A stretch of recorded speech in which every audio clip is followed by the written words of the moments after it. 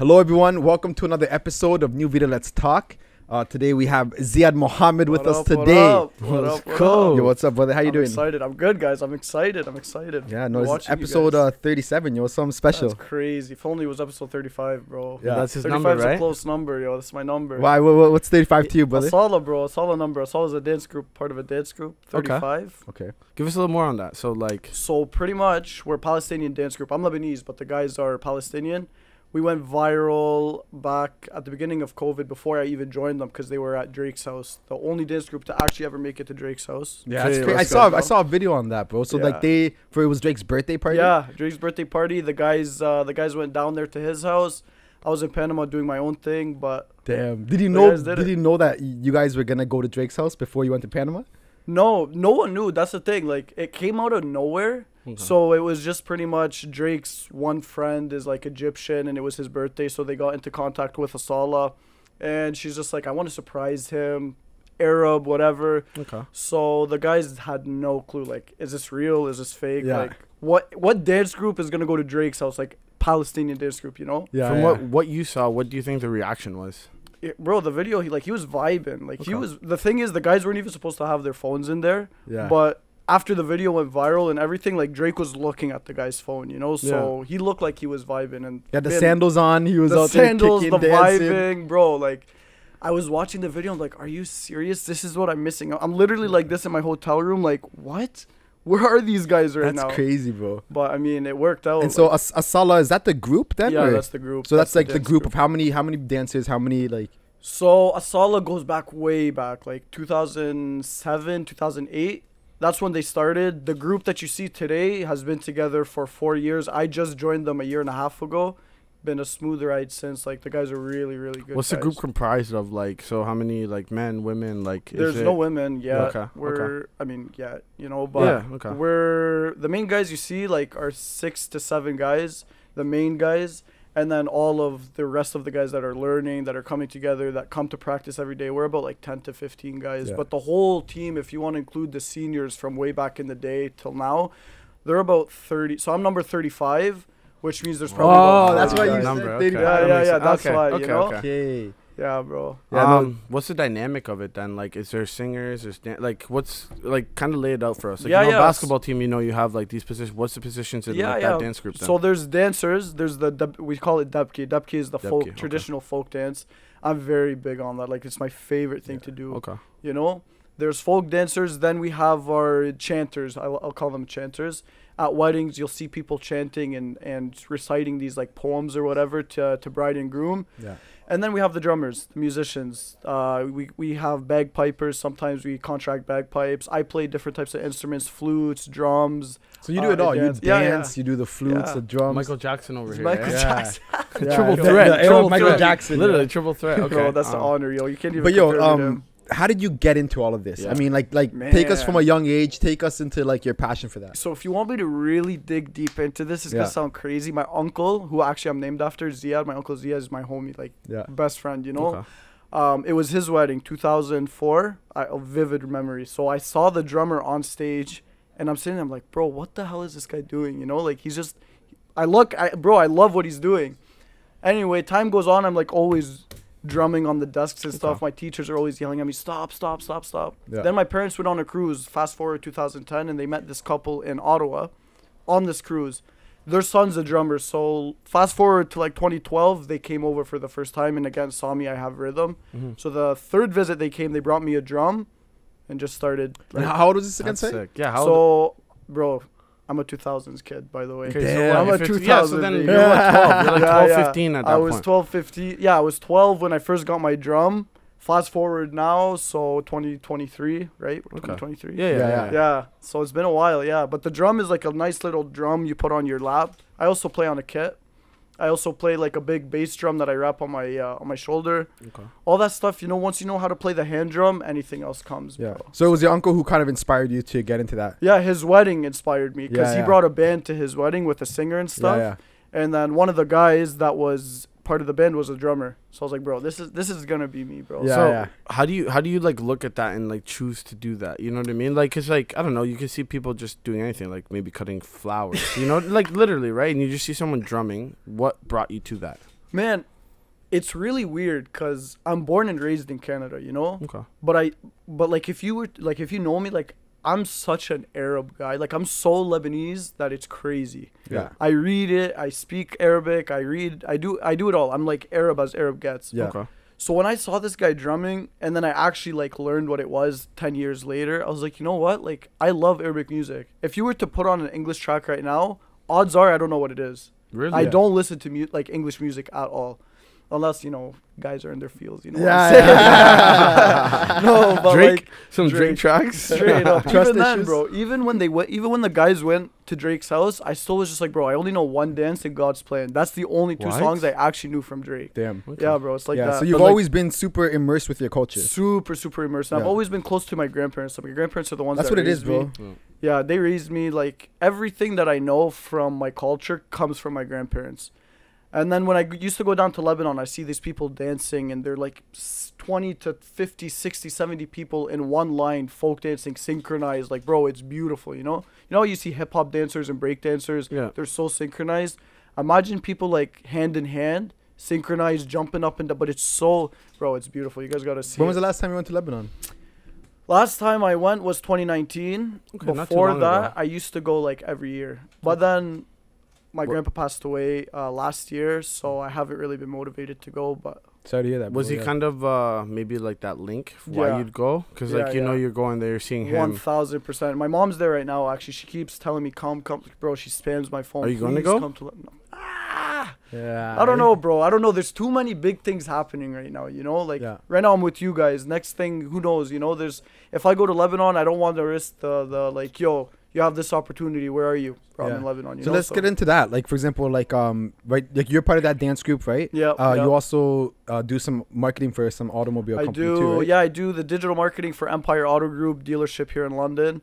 I have my own TikTok page too. I'm almost at 40,000 with that. That's with my grandparents too. So that's just strictly my grandparents. With your grandparents? Wow. Yeah, that's sick. My grandma and her Greek best friend really really viral. Yeah, man. Yeah. What was the inspiration behind kind of doing that page? TikTok? Yeah, or just kind of like having them a part of it. So, bro, I don't even know. Like, you know when COVID came around, everyone's just chilling there like, what the heck are we going to do? Okay. So, bro, they have the cutest relationship, my grandma and her best friend Sula. So, I had my phone out and I was just recording a conversation. I posted it.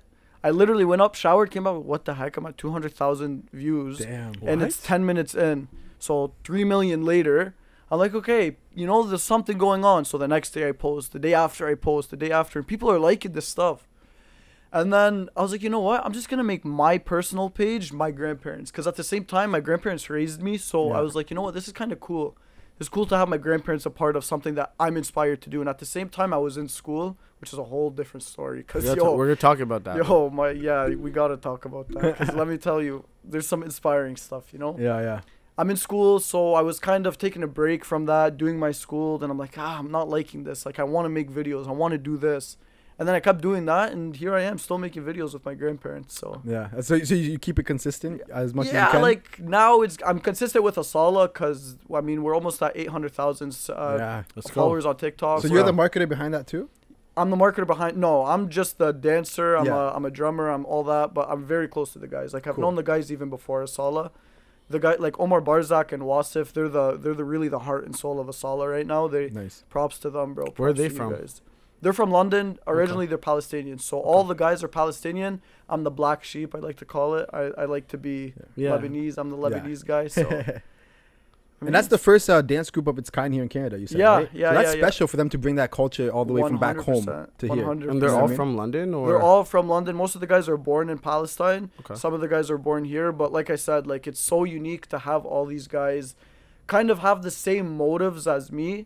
Whereas they're born and raised here, but they're tied into their culture, you know? And I think it's very important to be tied to your culture. Did you ever find at any point in your life that, like, you were shy away from your culture because of, like, the culture that you are in right now? You know what I mean? Yeah, I mean, I have a younger brother. And he's the complete opposite of me. So you're the oldest then? Yeah, I'm the oldest. Okay. Okay. I'm the complete opposite of. So he's a corporate guy. He works. He comes home. He listens to English, rock, goes out. He called like, I'm going out with the boys. So you don't say that? You don't do that? No, bro. I'm going out with the Arabs. You know, I'm going out with the guys. So, okay, you're very cultured then. Okay, that's sick. I'm going out with the shabab. You know, I love that. I'm going out with the hajjis. My habibs. So with the habibis. You know what I'm saying? So it's like looking at my brother and seeing, wow, like he speaks Arabic, but it's broken, you know? Yeah. And then you look at me, it's like, bro, were you born in Lebanon? No, bro, I wish, you know what I'm saying? Yeah. So it's, culture to me is like number one. If you don't have culture, like, and you're a cultured guy, like you guys are Spanish, you know? You guys clearly have culture to yourselves. If you don't have culture, like, it makes your personality. If you have culture, it defines your personality. Do you think it's a persona in a way? Like, because... As you said, like, you identify as I'm Arab, like, you know what I mean? Like, you really hold that tight. Do you think it's almost your persona at this point? Yeah, 100%, bro. Like, when people look at me, like, look at my beard, bro. This is, you know what I'm saying? Hamza, we got Hamza over yeah. Like, that song, no, bro. I always stress about it. Like, when I have kids, like, their first language is Arabic. Like, I'm not, because the more time goes on, the less culture, you know what I'm saying? Like, more into the future is like less of the culture. Yes. So I want to ask you this: do you find that you see your brothers like less culture than you? It almost makes you strive to be more. That, like, you know what I mean? Like, you're like, I see you're not gonna carry on like the story, so I have to in a way. 1,000%, bro. 1,000%. Like, my brother, I love my brother to death, you know, but. It's like I always tell my brother, yo, let me teach you how to Dabke. Let me teach you how to drum. Let me just teach you something of our culture. No, bro, I just want a game. Let me just go to work, bro. Let me just do this. Like, whatever, you know? Okay. So your bro's gonna listen to this podcast and just be like, yo, this guy's he's cutting me up. But like, maybe it might hit him in the head differently, right? Like, that might be it. Like, maybe he'll listen to this and be like, fuck, maybe he's right. Maybe I need to be a little more cultured. Bro. No, but it's important because, like, I remember when I went back to El Salvador, that's where my family's from, right? So, like, you kind of understand yourself more. Even just going back to the motherland, like, just, like, walking around, seeing the mountains, the volcanoes, the sculptures. How they live. Like remember the story you were telling me about, like, the roof or whatever? Yeah, exactly. Like, there was no roof. There's chickens walking inside my grandma's house. Like, but you come back home and you, like, understand yourself more. You're like, okay, I get it, you know? It's kind of weird. It's important to tie back to that. 100%. Bro, I go to Panama a lot. Like, I perform in Panama a lot. Okay. So even, like, seeing how the Lebanese community comes together in Panama, because there's so much. There's a lot of a lot of them there? Yeah, bro. Like, I call Panama the second Lebanon. Really? Yeah, man. Okay. So in Colon, which is a place, that's where the canal is. You know, have you ever heard of the canal? No, like, I've heard the Panama Canal. Yes. Yeah. So that's in Colon. That's like. The Colon is a city, I'm assuming. Yeah. Okay. So they're like, I'm pretty sure, like, the state or whatever they call them, every person in that government is Lebanese. I'm not, like, bro, I'm not joking. Yeah, it's crazy. You know, another crazy stat I actually heard, apparently the biggest Greek population is actually in Australia. So next to, like, Athens or whatever, and next is it's in Australia. Yeah, that's crazy. And I'm like, what the hell? But, like, you see that. It's just a transfer of, like, people. If you have enough people of one, like, race and you find, like, you build, like, this culture or whatever, as you talk about, people will migrate, right? Yeah. Bro, people migrate for, like, it's sad to see what's going on in the Middle East. Like, they call Lebanon Vegas of the Middle East, you know? Oh, yeah. Bro, if you saw Lebanon way back, like, before even my time, my grandpa used to say Lebanon was a heaven. The economy was booming. People were together. You never saw this. You never saw religious sectors separate people. But now, like, in Lebanon, you have different religious sectors trying to rule Lebanon, which is the whole reason Lebanon is the way it is. Like, the dollar, it's like kind of like Venezuela now, you know? Yeah. But back in the day, even up until like 2016, 2017, Lebanon was still kind of booming. Party life is nuts. If any of you guys go to Lebanon, take Beirut, take the team, bro. Take the team. We gotta go to Beirut. If you guys ever go to Lebanon, I'm coming with you guys. Bro, I'm so with Lebanon. You don't understand. Bro. Like, going out to the Middle East, bro. I'm so about that. That's our big goal. It's like, we're here, we're in Canada, but, like, we want to go international. Because I can't imagine, like, the difference in culture there. Yeah, the food. You know what I mean? Like, it's the crazy. music. And the thing is, Beirut is so, like, I don't want to say it's so, because there's so many different people that, like, live in Beirut. You have like Canadians that live there. You have Americans. You have everyone that lives in Beirut. It's such an openly cultured place, and their party style is exactly the way we party here. The exact same. What's wild though is you never hear that on the news. You never hear that. They don't want you. They don't want you to see that. They literally don't. They want to show you the negative. That's what I'm saying. Like CNN, all those like snooze and stuff, bro. The snooze. Bro, it's literally the snooze. Literally, they never show you the bright side of things, and it's and right like. To them, that's how they market themselves, you know? That's how they bring the attention to them. They won't show you. Why would they show you the good things, you know? Because then you'll leave. Then you'll go there. They'll be like, okay, I'll just stay here. If it's the same thing, I'll just stay here. Yeah.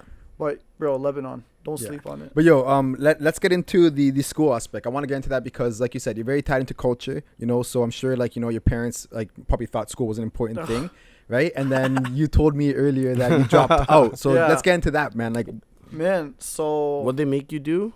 You start from there. What they make you do, and then go from there. Okay, so I mean, I went to a public school. I'll start from way back. Yeah, let's start. Like honestly, let's get back to the roots. I went to a school that's right beside RMC. It's called Westminster Public School. Yeah, we know that. We're from around that area. Yeah. So I went there, and I was like president of student council. I was up. No joke. That's like, sick. I can see it. As I said, yeah, right. Like I said to you earlier, you have really good like energy. Thank you, bro. Respect, bro. I appreciate it. So I was doing that. I was like everywhere, like the eco team, whatever. I was very tied into like education. That was because I was such a young age. You know, my parents were like school.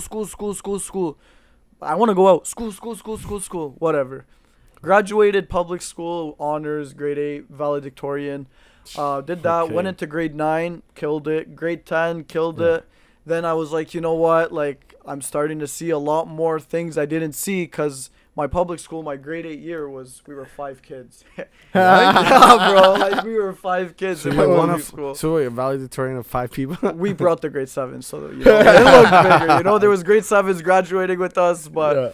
Nah, at the same time, it was just like, okay, like, I'm 16 right now. I just got my license. I'm partying with people I've never seen before. I'm not even partying. Like, I'm just going to the... You're hanging out. Yeah, I'm hanging out. The school dances. Like, that was all fresh to me, you know? Yeah. So I was like, you know what? I kind of like this vibe, but, okay, we'll still go to school. Mom, Dad, I'm going out with my friends on a Saturday night. No, you have to study. No chance. Okay, whatever. Yeah. Mom, Dad, I want to go to what's that one thing they used to do? They used to go music halls. No. They used to travel. They used to go to Cuba. Like it was like I know what you're talking about. It's like like end of the year trip where you get to go. Bro, that was the draw. Like that was the straw for me. I was like, okay, listen. No, I didn't go. That's the thing. I was like, okay, no problem. You know what? No problem. Grade 12 came, graduated with honors. Then I went to Fanshawe. I went to Fanshawe for 2 years, and then I had a sister program. I was in Foundations of Law, and then I was going to transfer into Crim. Yeah. So I started my first 2 weeks at King's after shifting over from... Okay. Then I literally looked at myself. I was like, you know what? I got a call from a singer, and he's just like, do you want to go to Panama? I was like, what? He's like, do you want to go to Panama? I was like, yeah. And I had exams. Great. Wait, this is second year? This is second year, yeah. Okay. He's like, yeah, so I have a wedding in Panama. I want you to come. I've seen your work. Like I like the way you drum, and I've always done weddings throughout high school. So I started to grow my persona. Like your network grew. Yeah. Okay. And then I said, yeah, I want to go to Panama. So I went to Panama, missed my exams, missed everything. And missing like 2 days, you know how it is. Missing 2 days of school is like missing 2 years of your life. You know what I'm saying? Yeah. Uni guy, college. Bro, so did it. I came back. I was like, okay, let's hustle. Let's finish this last year. I did that.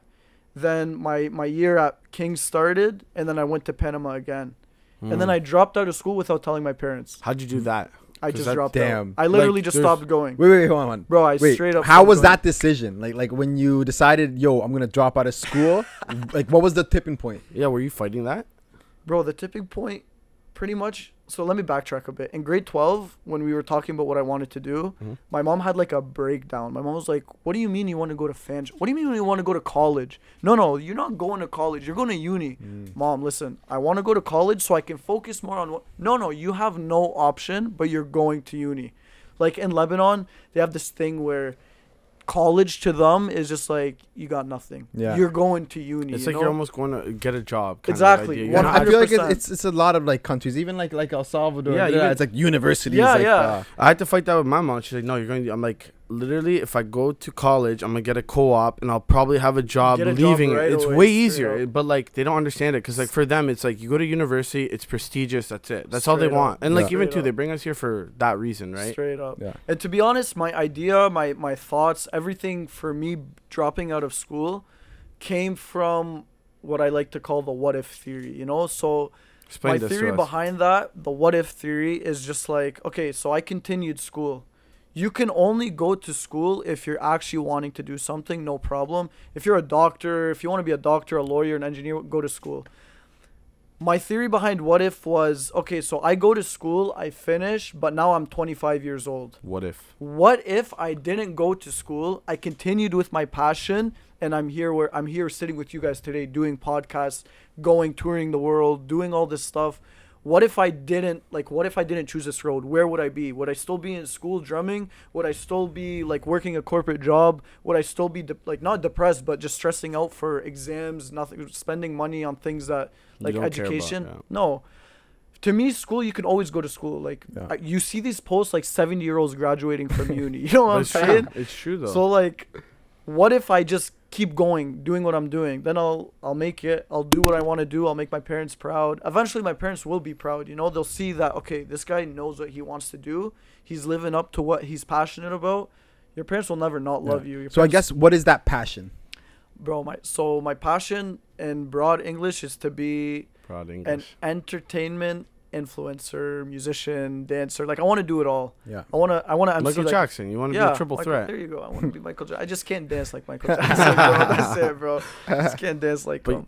You try, you practice, you 100%, 100%. Bro, if you look at my old videos from Facebook, bro. You posted on Facebook? Yeah, that's when I first started. Like Facebook back in 2011, I have this post that was like 10 feet, whatever. Yeah. Not even, you know?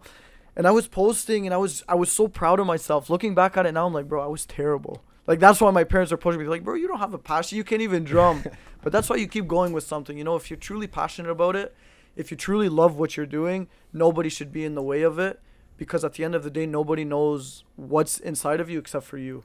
No one knows what you're passionate about except you. And they always say that like the young version of you usually knows what you're like most passionate about or what you want to do, right? So like if you're a little boy drumming and whatever, and then you give up as an adult, it's like, why not try to touch that drum again? You know what I mean? And try to spark that spark again, right? Straight up. I was gonna ask, what do your friends think of this, right? Like, you know what I mean? Like, what's that demographic like? So my friends, most of like my boys that I pop off with, you know, we go out and stuff. Those guys are my boys. They're all in the car business. Yeah. They all finished in college. Now Al-Asala, why I say I'm the odd sheep out is because everyone in Al-Asala is a graduate from uni or is in uni. Okay. So they all have been to Western. They all are alumni from Western. So I'm the only one that is doing my own thing. They're encouraging me to, you know, at least have it as a plan B, which they're not wrong. You know, it's always good to have a plan B. Yeah. My other boys are just like, bro, you're killing it. Like, you're doing stuff that no one else is doing. Like, I've performed in Panama. I've performed in the Bahamas. I've performed in Miami, Orlando. I've performed everywhere. What about that one princess that you gave the drum to? Let's hear this story. Bro, you don't understand. I love this, I fell in love with her, bro. She's crazy. So you fell in love with her? Bro, everybody does. I swear to God. So tell us. So she sang with Nicki Minaj for the FIFA song that just passed. Okay. She sang that part. It was like she was the whole main show because it was in Qatar. Okay. So they wanted to bring an Arab singer to obviously highlight the culture. The culture, the song. So that gig came from Al-Asala. No way. Yeah, because we performed on stage. We did a dance show, and then my other boys who taught me, like I was telling you guys about the family that went to Ottawa. So their son's friend. I'm very close to their son's friend. He gave me the opportunity to actually be on stage to drum with her. Al-Asala gave me the opportunity to be at the event, drumming and being in the dance. But I'm so connected with everybody. That's good, bro. So long story short, she has this kind of tradition. What's her name? Sorry, I don't know if they've heard. Her name? Oh yeah, Myriam Fares. Highlight. What's her name again? Myriam Fares. Okay. Myriam Fares. I love you, by the way. I love you David, so much. Plug that in right here. She has this tradition when she's going on stage to do this one song. She likes to have a black on black drum, like black. The skin, the wood, and then I call it the string. It's how you tighten the drum. Okay. She wanted that to be black. So I already have a black skin and black wood, but the string was white. So what'd you do? So the day before, we had to drive all the way to Ottawa. We get to Ottawa at 2 in the morning, and I buy paint. I buy all this. So I'm up literally all night just painting this drum black, getting the Airbnb dirty, bro. I stayed up till 6 in the morning, maybe a little bit earlier. Yeah. Just cleaning up and painting. And then I get to the event, and there's no MC. Like, what do you mean there's no MC? Damn. There's no MC to MC, like, this event. To introduce you in, like, get you in there. Okay.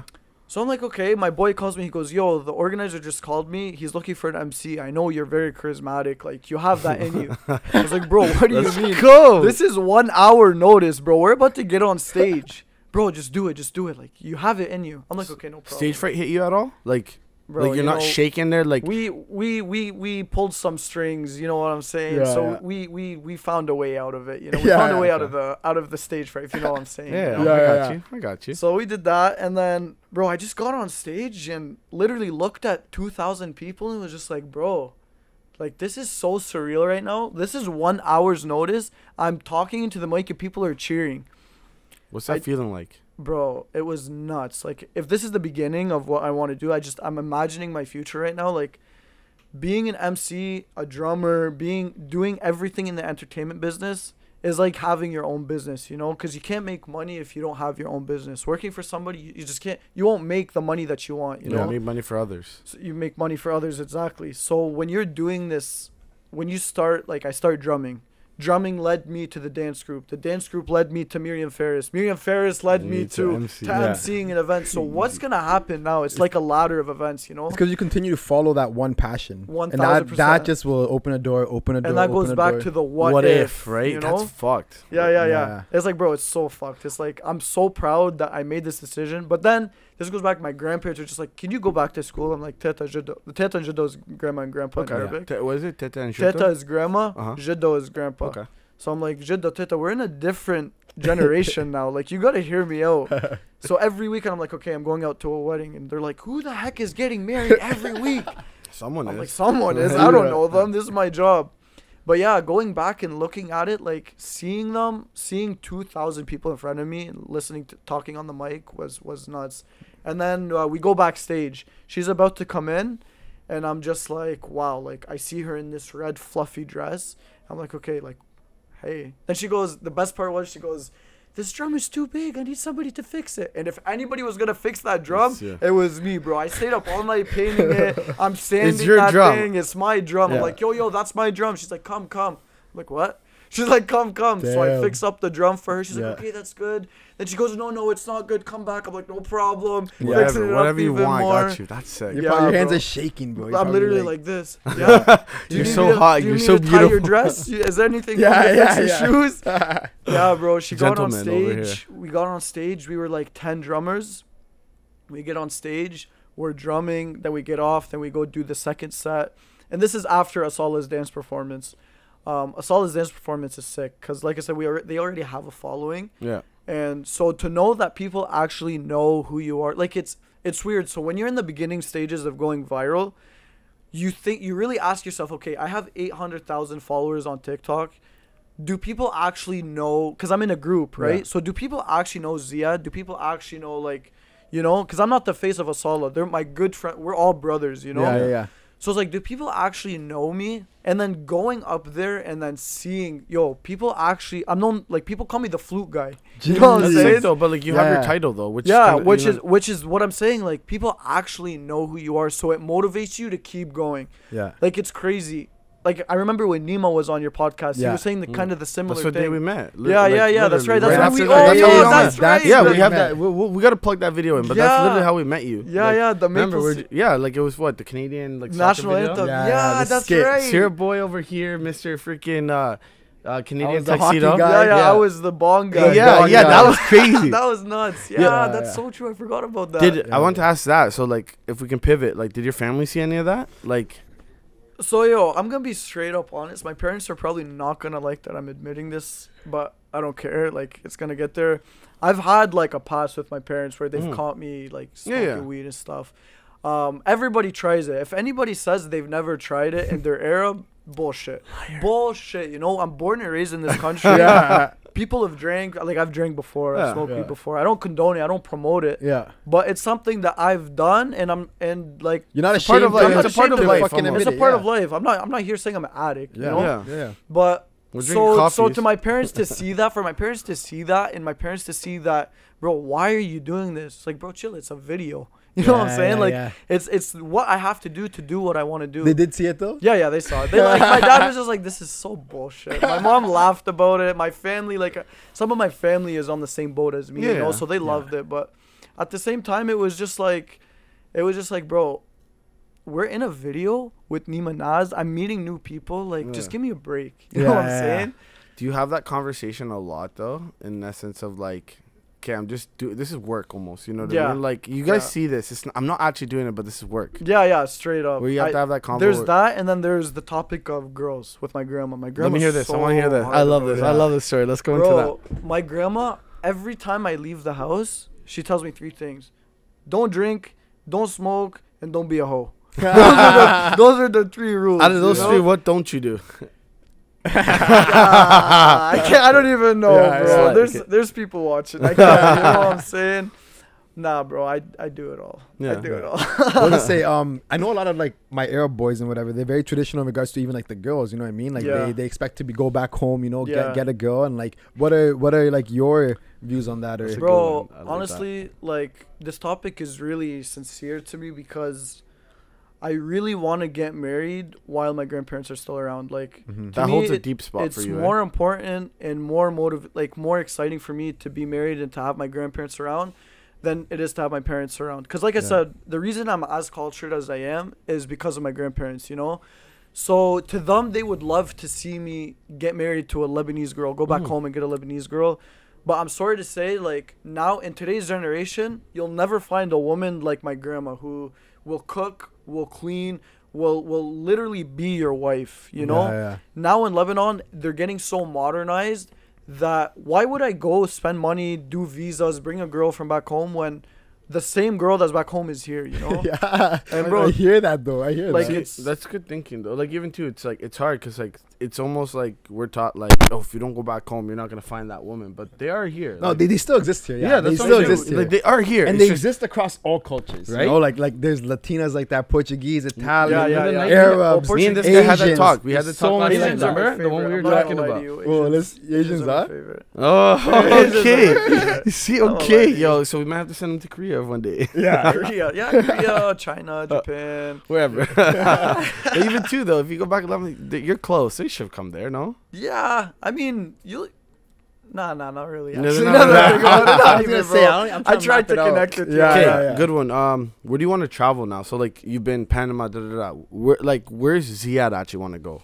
Ziad wants to. This is gonna sound so dumb. No, there's Ziad no wants dumb, to bro. live in Ottawa. That's really? Where I want to live. What? Yeah, bro. That's where Ziad wants to live. Have you ever been out to Ottawa a few times? Oh yeah. I go to Ottawa like. I've been to Ottawa more than I've been to my house. Bro. Oh shit! Straight up. I go to Ottawa a lot. My boys live there. Like the guys that taught me how to drum and stuff. They live there. Okay, so it's like community. So there. it's so like family like to me there. But now with Al-Asala and stuff, like I want to go to Europe. I really want to go perform in Europe. I want to go to Dubai, perform in Dubai. My dream, like this is on my bucket list, is to go to perform downtown Beirut and their restaurants there. Cause, I don't know if you guys have heard of. There's a restaurant in Toronto. It's called Sahara. I know Sahara. I know about it. Sahara is, listen, I don't care what anybody says. Sahara is the best restaurant in Canada. I gotta go, bro. Sahara is vibes. So it's everything. Sahara really hooked me up. Like they took me to the Bahamas. They took me on the cruise. Yeah. Cause you performed there, I'm assuming. I've performed there, yeah. But the owner, I guess the owner or like one of the owners, someone there. They have a cruise line. It's called Stars on Board. Not a cruise line, a company, and they rent from a cruise line. It's called Stars on Board. So I was so blessed with the opportunity to go and drum with a couple of famous singers on there. That's sick. And from then I really, really wanted to have the vibes from Sahara. Like in Lebanon, it's like when I go to Sahara, I feel like I'm in Lebanon, downtown Beirut, just drumming there, partying there. So I really want to go back to Lebanon and drum there. That'd be dope. So yeah, there's a lot of things happening in my. But yo, it seems like you're working on a lot. It seems like you've been very successful, like you know what I mean, in your own journey. that comes with a lot of sacrifice. That comes with a lot of price. 100%. Take us through some of those moments. Like, you know what I mean? How do you get through that? And like, obviously, if you're working that much, you're so entrepreneurial minded, you're going to burn out at some point. Yeah. Like, have you ever felt that? Bro, all the time, you know, like, I'm not going to sit here and tell you I don't feel burnt out. I'm not going to sit here and tell you I'm on top of the world. I go home when I'm done, like, from a long day, especially when I'm at the dealership. Like, my dealership is my way out, you know? When I go to the dealership, not only do I work there, but I do sit down and reflect. Okay, so I have to do videos for the dealership. I have to do videos with my grandparents. I have to get drums ready for Al-Asala. I need to get my name out there. The list goes on. So, and the list goes on. How do you manage this time then? Like, you time blocking? Bro, I'm the worst at managing time, you know? Really? I'm super... But like, you get it done, though. I'll stay up. Yeah, I do get it done. But it's... How do I do it? It's... I go to work, I stay up till 6 in the morning, 5 in the morning. I wake up at like 11. I go to work for 11, finish work at 7. I still see the boys, but since all my work is on my phone, yeah, I'll chill with the boys, but I'm like this all the time. Yeah. You know, I'm literally like, okay, so I got to do this. I got to edit this. I got to do this. So for me, time management, I'm terrible at it, but I work everywhere I am. You know, so at the dinner table, my dad, put your phone away. My grandpa, put your phone away. In the tub, in the shower, yo, I'm on my phone. Drive, maybe not. Hey, leave that out. Leave that out. I almost slipped up. Yeah. My insurance is $800 a month now. Now we know why. Now we know why. Yeah, straight up. But no, like, just having technology nowadays is, look, the guys are calling me right now. You know, I ain't gonna lie, I've been seeing it, but like, it's because you're.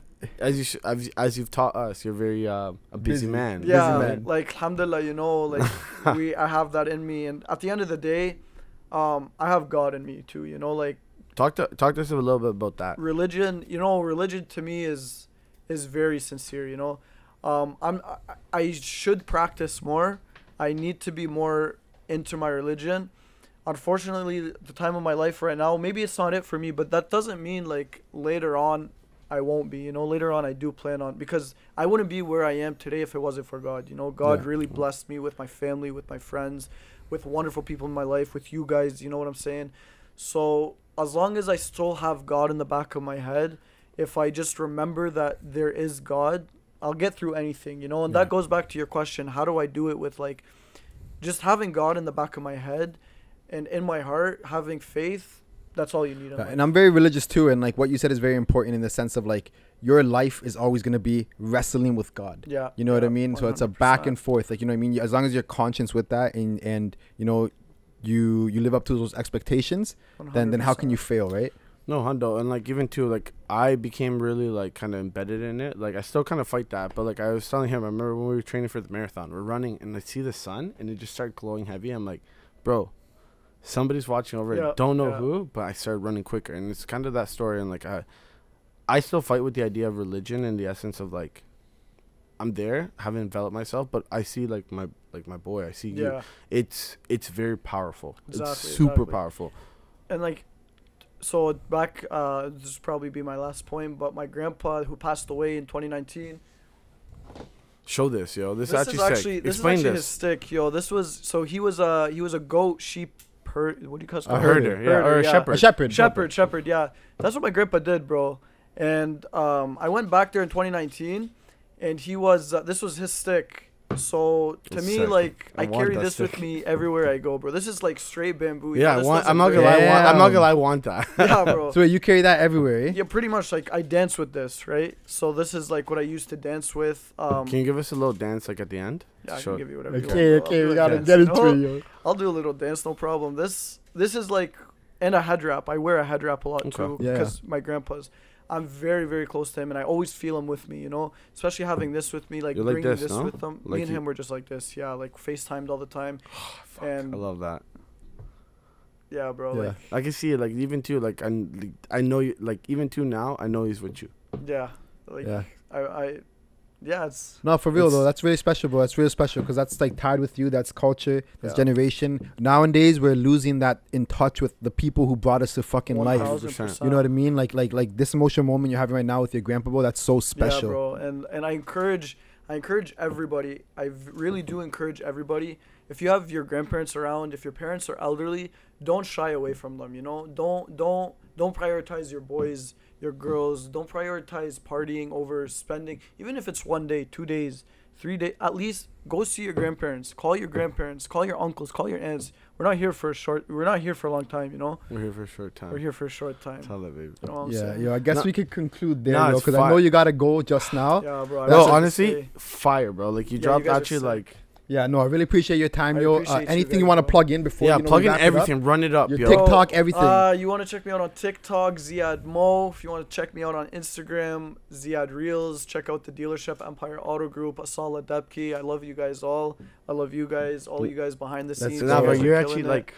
I really do appreciate you guys. No, of course, brother. It's not gonna be the last time, eh? Yeah, no, even to the last time. Like, I think I'm most happy is this. Like, you know how you brought it up. Like, I'm a 2000 baby. Look. It's like I always made this comment because my little cousin is like from 2000. I said after 2000s y'all lost common sense. Yeah. No, like straight up. But like when I talk to him, I'm laughing because he says this all the time and it's true. Like, but when I talk to him, I'm like, yo, there's a little bit of faith in like what I said before. Bro. I'm like, I'm wrong. I'm wrong in what I said before. Realistically, 2000s, baby, we're still tied up to the 99s and 98s. Yeah, 95, baby. We the best. We the best. No, but yeah, bro, you're young, entrepreneurial. You're a monster. You're going to crush anything you do, bro. And like I said, it's not going to be the last time we're going to be here. Bigger news in the future. Yeah, next time you'll see me be even bigger. Bro, I'm telling you, next time you hit stage, you're back here. 100%. All right, we'll conclude there. Make sure you like, comment, and subscribe. Peace.